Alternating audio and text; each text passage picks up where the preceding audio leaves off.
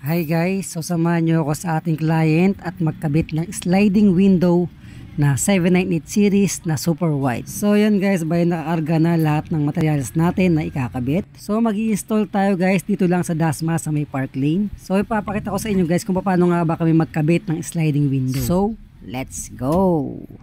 So, dito na tayo sa ating client guys. At medyo nasa iskinita sila. Kaya binuhat na lang namin lahat ng materials na gagamitin. Kasi hindi kasya ang ating sasakyan. So, ito pala guys yung window na pagkakabitan natin. At talagang nag-renovate ang ating client sa second floor. So, makita na kami sa second floor. At ito yung mga window na lalagyan natin ng sliding window. At ito na nga, bali nire-ready ko na ang mga gagamitin namin na power tools. So, malaking ginawa talaga sa pag-i-install kapag meron kang power tools na ganito. At napapabilis talaga ang pag-i-install namin. Siyempre, ang una muna namin kinabit guys, itong frame ng sliding window. So, nag-drill tayo dito guys at nilagyan natin ng screw and tools para ma-fix siya sa concrete. Ang pagkabit ng sliding window guys ay talagang napakadali lang at mas mahirap pa nga ang mag-assemble kesa mag-install. At maliit lang naman itong window nila kaya madali lang talaga siya ikabit. After namin ma-fix guys yung frame, bali sinalpak na namin dito yung glass frame. So, madali lang naman din to isalpak basta may tamang diskarte lang. So after salpak, so i-check natin kung naka-align ba yung mismong gulong niya para pantay at lapat yung mismong frame ng sliding. Next naman natin ikakabit guys itong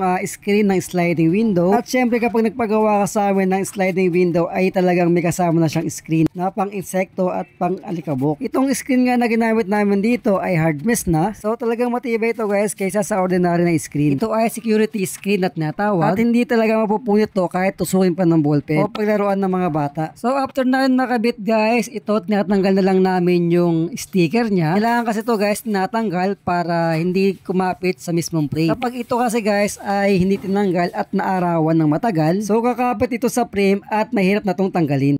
So yan guys, bali tapos na tayo sa pag-i-install ng sliding window. So ginamitan din natin yan ng sealant para sa mga uwang sa mga gilid para sureball na hindi makakapasok yung tubig kapag umuulan. So salamat nga pala sa ating client. Siya po ay OFW na kinontak tayo sa page para magpagawa ng sliding window. At talagang maraming salamat sir sa tiwalang binigay nyo sa amin sa paggawa nitong project nyo. At sa mga gusto magpagawa guys, PM lang kayo sa page namin. At check nyo na rin yung YouTube channel namin para sa mga ibang design na ginawa namin. So yun guys, at sana namin natutunan kayo sa ating panabagong project. At kung may mga katanungan kayo guys, comment na kayo sa comment section at sasagutin ko yan sa abot ng aking makakaya. So maraming salamat sa pagsama sa aking panabagong project. Ingat!